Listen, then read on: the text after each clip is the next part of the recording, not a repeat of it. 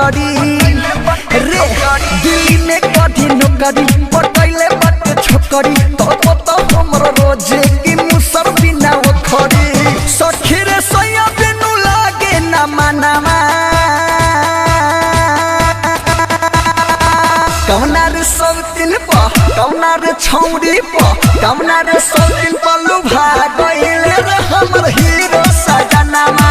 कौना हीरोइन प भूल गइले हमर हीरो सजनामा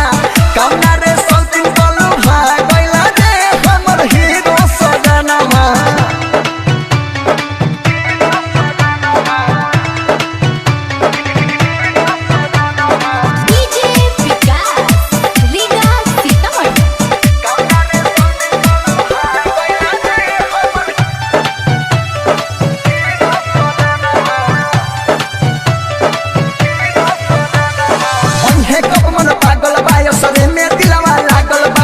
खीरे रतिया भरखिया जगलवा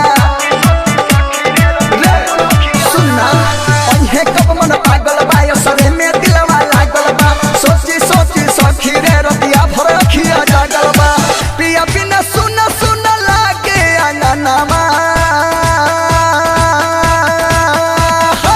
कौना रे सब दिन प कौना रे छौरी प कौना रे सब दिन पलू भागइले रे हमर हीरो सजनामा कौना हीरोइन प भूल गइले हमर हीरो सजनामा कौना रे सब दिन पलू भागइले रे हमर हीरो सजनामा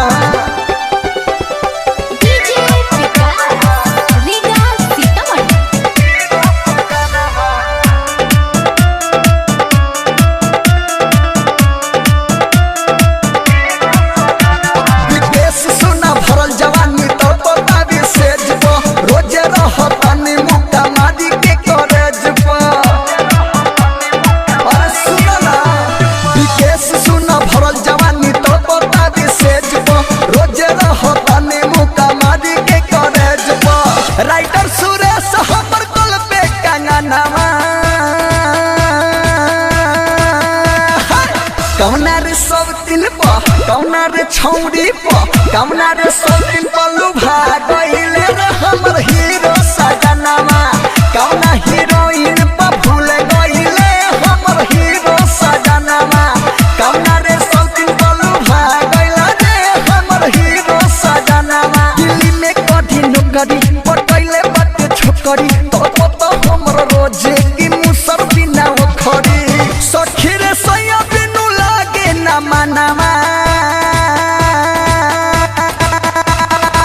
कौना रे सब दिन प कौना रे छौरी प कौना रे सब दिन पलू भागइले